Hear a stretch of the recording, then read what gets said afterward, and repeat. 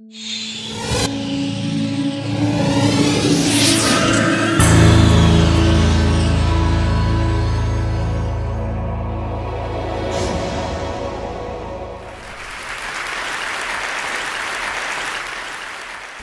do you explain when things don't go as we assume? Or better, how do you explain when others are able to achieve things that seem to defy all of the assumptions? For example, why is Apple so innovative? Year after year after year after year, they're more innovative than all their competition. And yet, they're just a computer company. They're just like everyone else. They have the same access to the same talent, the same agencies, the same consultants, the same media. Then why is it that they seem to have something different? Why is it that Martin Luther King led the civil rights movement? He wasn't the only man who suffered in a pre-civil rights America, and he certainly wasn't the only great orator of the day. Why him? And why is it that the Wright brothers were able to figure out controlled powered manned flight when there were certainly other teams who were better qualified, better funded, and they didn't achieve powered manned flight, and the Wright brothers beat them to it? There's something else at play here. About 3.5 years ago, I made a discovery, and this discovery profoundly changed my view on how I thought the world worked, and it even profoundly changed the way in which I operate in it.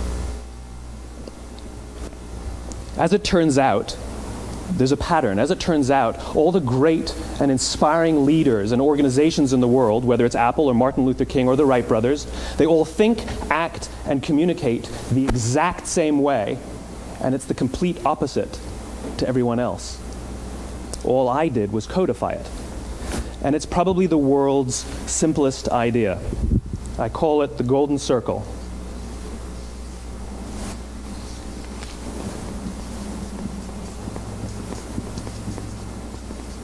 Why, how, what?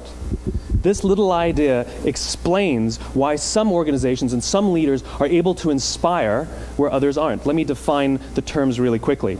Every single person, every single organization on the planet knows what they do, 100%. Some know how they do it, whether you call it your differentiating value proposition or your proprietary process or your USP. But very, very few people or organizations know why they do what they do. And by why, I don't mean to make a profit.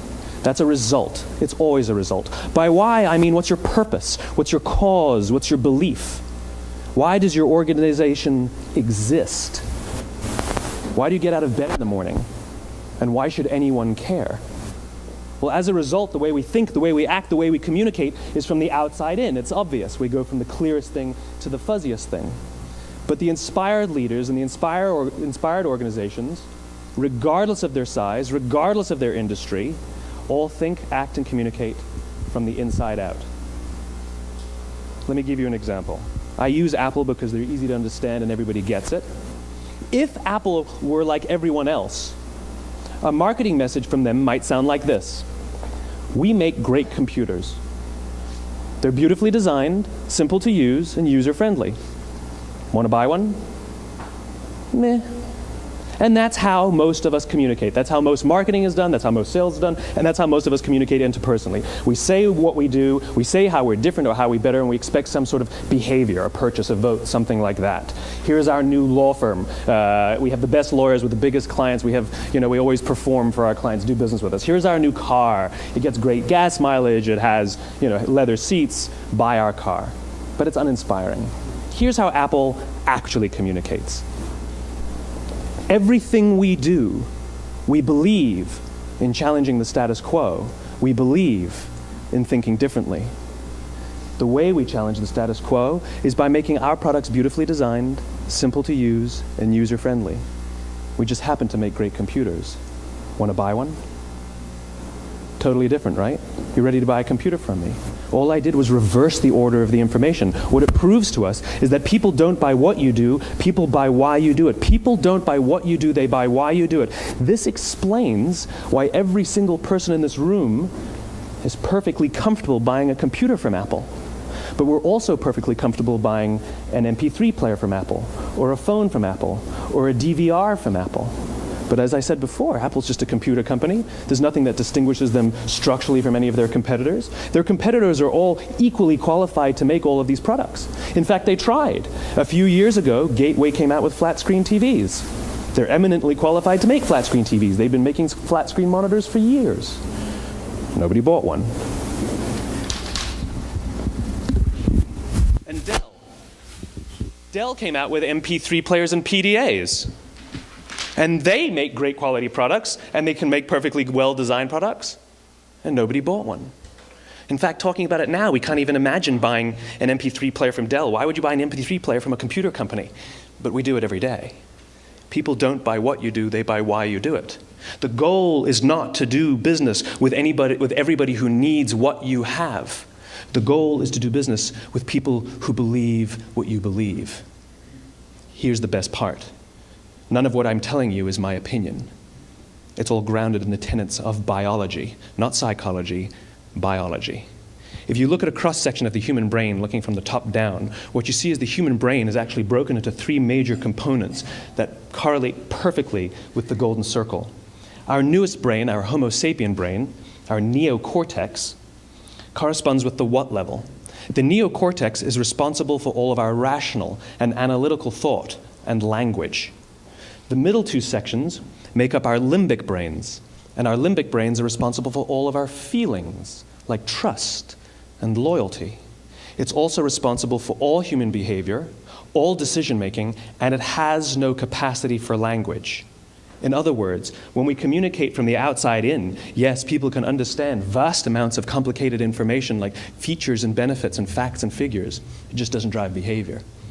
When we communicate from the inside out, we're talking directly to the part of the brain that controls behavior, and then we allow people to rationalize it with the tangible things we say and do. This is where gut decisions come from. You know, sometimes you can give somebody all the facts and your figures, and they say, I know what all the facts and details say, but it just doesn't feel right. Why would we use that verb? It doesn't feel right. Because the part of the brain that controls decision-making doesn't control language. And the best we can muster up is, I don't know, it just doesn't feel right. Or sometimes you say you're leading with your heart or you're leading with your soul. Well, I hate to break it to you, those aren't other body parts controlling your behavior. It's all happening here in your limbic brain, the part of the brain that controls decision-making and not language. But if you don't know why you do what you do, and people respond to why you do what you do, then how will you ever get people to vote for you or buy something from you, or more importantly, be loyal and want to be a part of what it is that you do? Again, the goal is not just to sell people who need what you have. The goal is to sell to people who believe what you believe. The goal is not just to hire people who need a job. It's to hire people who believe what you believe. I always say that, you know, there's if you hire people just because they can do a job, they'll work for your money. But if you hire people who believe what you believe, they work for you with blood and sweat and tears. And nowhere else is there a better example of this than with the Wright brothers. Most people don't know about Samuel Pierpont Langley. And back in the early 20th century, the pursuit of powered man flight was like the dot-com of the day. Everybody was trying it. And Samuel Pierpont Langley had what we assume to be the recipe for success. I mean, even now, you ask people, why did your product or why did your company fail? And people always give you the same permutation of the same three things. Undercapitalized, the wrong people, bad market conditions. It's always the same three things. So let's explore that. Samuel Pierpont Langley was given $50,000 by the War Department to figure out this flying machine. Money was no problem. He held a seat at Harvard and worked at the Smithsonian and was extremely well connected. He knew all the big minds of the day. He hired the best minds money could find, and the market conditions were fantastic. The New York Times followed him around everywhere, and everyone was rooting for Langley. And how come we've never heard of Samuel Pierpont Langley? A few hundred miles away in Dayton, Ohio, Orville and Wilbur Wright. They had none of what we consider to be the recipe for success. They had no money. They paid for their dream with the proceeds from their bicycle shop. Not a single person on the Wright brothers' team had a college education, not even Orville or Wilbur. And the New York Times followed them around nowhere. The difference was Orville and Wilbur were driven by a cause, by a purpose, by a belief. They believed that if they could figure out this flying machine, it'll change the course of the world. Samuel Pierpont Langley was different. He wanted to be rich, and he wanted to be famous. He was in pursuit of the result. He was in pursuit of the riches. And lo and behold, look what happened. The people who believed in the Wright brothers' dream worked with them with blood and sweat and tears. The others just worked for the paycheck. And they tell stories of how every time the Wright brothers went out, they would have to take 5 sets of parts because that's how many times they would crash before they came in for supper. And eventually, on December 17th, 1903, the Wright brothers took flight. And no one was there to even experience it. We found out about it a few days later. And further proof that Langley was motivated by the wrong thing, the day the Wright brothers took flight, he quit. He could have said, "That's an amazing discovery, guys. Now we'll improve upon your technology." But he didn't. He wasn't first. He didn't get rich. He didn't get famous. So he quit. People don't buy what you do, they buy why you do it. And if you talk about what you believe, you will attract those who believe what you believe. Well, why is it important to attract those who believe what you believe? Something called the law of diffusion of innovation. And if you don't know the law, you definitely know the terminology. The first 2.5% of our population are our innovators. The next 13.5% of our population are our early adopters. The next 34% are your early majority, your late majority, and your laggards. The only reason these people buy touch-tone phones is because you can't buy rotary phones anymore. We all sit at various places at various times on the scale, but what the law of diffusion of innovation tells us is that if you want mass market success or mass market acceptance of an idea, you cannot have it until you achieve this tipping point between 15 and 18% market penetration, and then the system tips. And I love asking businesses, what's your conversion on new business? And they love to tell you, oh, it's about 10% proudly. Well, you can trip over 10% of the customers. We all have about 10% who just get it. That's how we describe them, right? That's like that gut feeling, oh, they just get it. The problem is, how do you find the ones that just get it before you're doing business with them versus the ones who don't get it? So it's this here, this little gap, that you have to close, as Geoffrey Moore calls it, crossing the chasm. Because you see, the early majority will not try something until someone else has tried it first.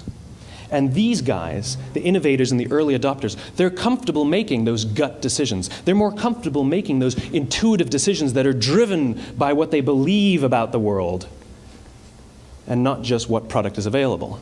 These are the people who stood online for 6 hours to buy an iPhone when they first came out, when you could have just walked into the store the next week and bought one off the shelf. These are the people who spent $40,000 on flat-screen TVs when they first came out, even though the technology was substandard. And by the way, they didn't do it because the technology was so great. They did it for themselves. It's because they wanted to be first. People don't buy what you do, they buy why you do it. And what you do simply proves what you believe. In fact, people will do the things that prove what they believe. The reason that person bought the iPhone in the first 6 hours, or stood in line for 6 hours, was because of what they believed about the world and how they wanted everybody to see them. They were first. People don't buy what you do, they buy why you do it. So let me give you a famous example, a famous failure and a famous success of the law of diffusion of innovation. First, the famous failure. It's a commercial example. As we said before a second ago, the recipe for success is money and the right people and the right marketing conditions, right? You should have success then. Look at TiVo. From the time TiVo came out about 8 or 9 years ago to this current day, they are the single highest quality product on the market. Hands down, there is no dispute. They were extremely well funded. Market conditions were fantastic. I mean, we use TiVo as a verb. I TiVo stuff on my piece of junk Time Warner DVR all the time. But TiVo is a commercial failure. They've never made money. And when they went IPO, their stock was at about $30 or $40 and then plummeted, and it's never traded above 10. In fact, I don't think it's even traded above 6, except for a couple of little spikes. Because you see, when TiVo launched their product, they told us all what they had.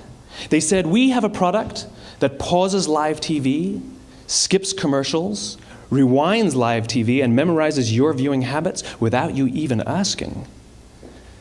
And the cynical majority said, we don't believe you, we don't need it, we don't like it, you're scaring us. What if they had said, if you're the kind of person who likes to have total control over every aspect of your life, boy, do we have a product for you. It pauses live TV, skips commercials, memorizes your viewing habits, etc., etc. People don't buy what you do, they buy why you do it, and what you do simply serves as the proof of what you believe. Now let me give you a successful example of the law of diffusion of innovation.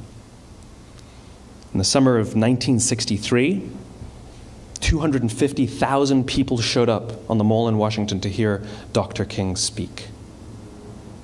They sent out no invitations, and there was no website to check the date. How do you do that? Well, Dr. King wasn't the only man in America who was a great orator. He wasn't the only man in America who suffered in a pre-civil rights America. In fact, some of his ideas were bad, but he had a gift. He didn't go around telling people what needed to change in America. He went around and told people what he believed. I believe, I believe, I believe, he told people. And people who believed what he believed took his cause and they made it their own, and they told people. And some of those people created structures to get the word out to even more people. And lo and behold, 250,000 people showed up on the right day, on the right time to hear him speak. How many of them showed up for him? 0. They showed up for themselves.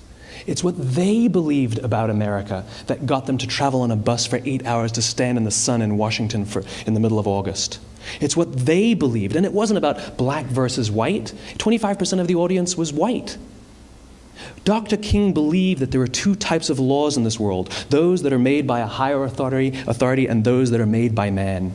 And not until all the laws that are made by man are consistent with the laws that are made by the higher authority will we live in a just world. It just so happens that the civil rights movement was the perfect thing to help him bring his cause to life. We followed him not for him, but for ourselves. And by the way, he gave the I have a dream speech, not the I have a plan speech. Listen to politicians now with their comprehensive 12-point plans. They're not inspiring anybody. Because there are leaders and there are those who lead. Leaders hold a position of power or authority, but those who lead inspire us. Whether they're individuals or organizations, we follow those who lead not because we have to, but because we want to. We follow those who lead not for them, but for ourselves. And it's those who start with why that have the ability to inspire those around them or find others who inspire them. Thank you very much.